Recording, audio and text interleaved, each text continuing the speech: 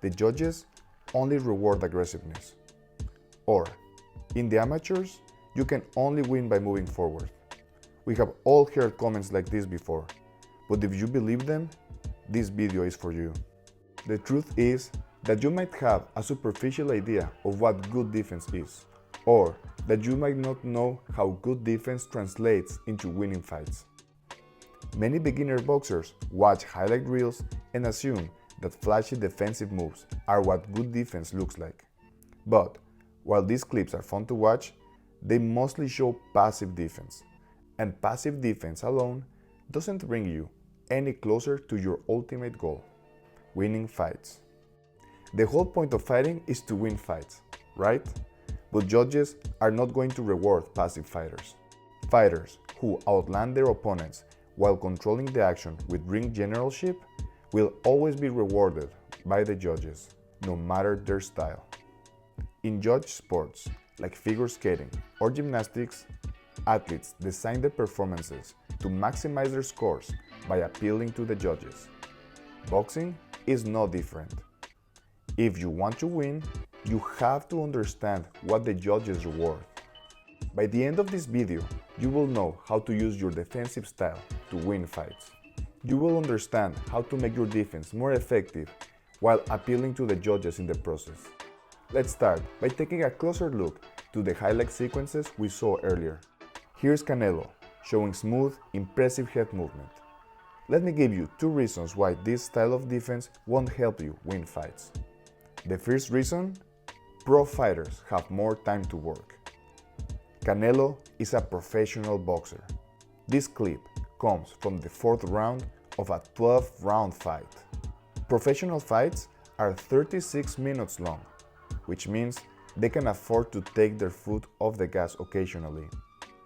You, on the other hand, only have 3 rounds to impress the judges.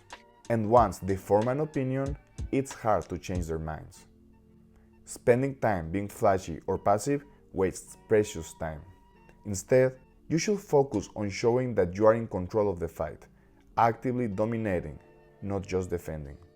This is why pro fighters should not be your main source of inspiration for defense.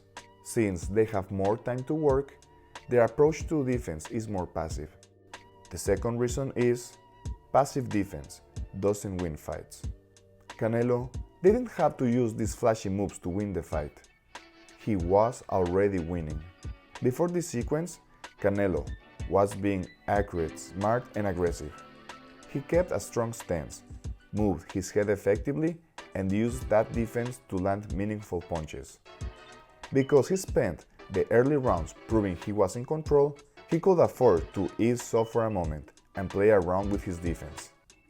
Remember, defense is a tool to stop your opponent from scoring, but it's only one part of the equation. If your punches don't stand out or you don't land enough of them, you're going to lose. Now that you know what passive defense looks like, let's break down what makes effective defense. Effective defense requires 3 elements that build on top of each other. If you apply these elements, you're not only going to improve your defense, but also you will be rewarded by the judges. The first element is body language. The judges don't know what's happening in your head. They can only interpret what they are seeing. When a fighter defends like this, the judges don't see someone in control. They see a fighter struggling. Like in this example, where an 8 count was given despite no clean shots landing. The athlete just looked like he was in trouble. When your opponent is attacking, bad body language actually works in their favor. Even if their punches don't land clean, it still looks like they are the effective aggressor. Now, here's the thing. Bad body language doesn't only affect what the judges think of you, it also affects your opponent.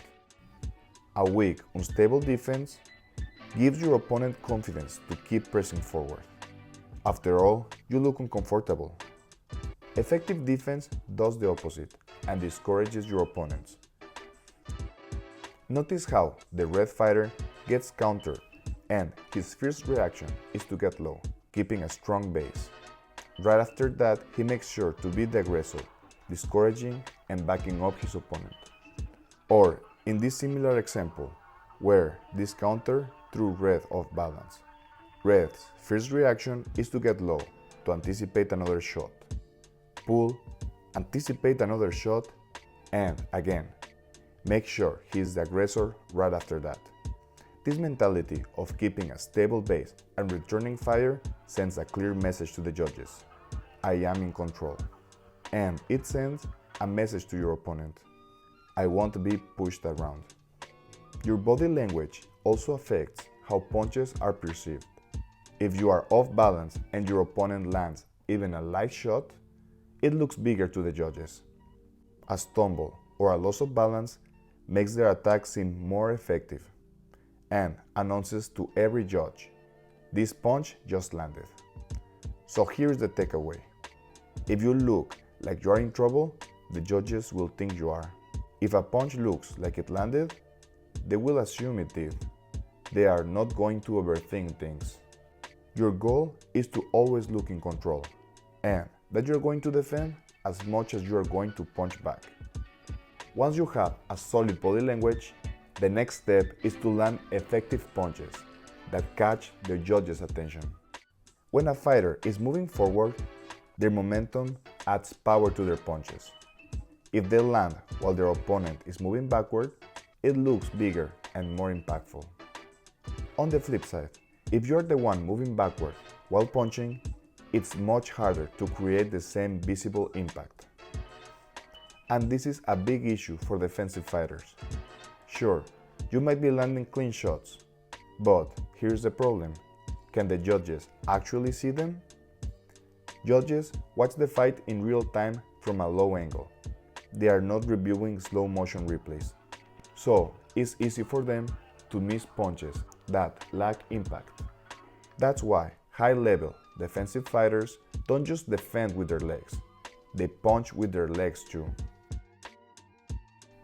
By sitting on their shots, they generate more power and make their punches easier to score. Even better, they time their opponents and punch as they step in. This makes the punches more visible and adds power to them. A perfect example of this is the check hook. If you time it right and your opponent stumbles, every judge notices. Even if it doesn't do much damage, the visibility is what matters. Here is the bottom line. If your punches are weak, the judges will have a harder time scoring them. On top of that, your opponent will have no reason to respect you. But if you land impactful punches, especially right after your defense, you make your defense look better. Once that you have a solid body language and that you're landing effective punches, the next step is to have good ring generalship, which is the control of where the fight happens. Here's the deal. If you rely too much on passive defense, you're letting your opponent dictate where the fight happens. No matter how slick your defense is, it's hard to look like you're in control when you are constantly being backed up and forced to be on the ropes. A good defensive fighter doesn't just move back to avoid punches. They know how to take the center of the ring and push their opponents back. I always remind my athletes of this motto. It is smart to step out of range to defend, but it's even smarter to step in right away. This way, you become a proactive fighter. High-level defensive fighters might be comfortable going to the ropes, but they are not forced to be there. High-level defense requires you to be proactive and dictate where the action happens. Ring generalship is also shown when you take the center of the ring to push back your opponent when they slow down.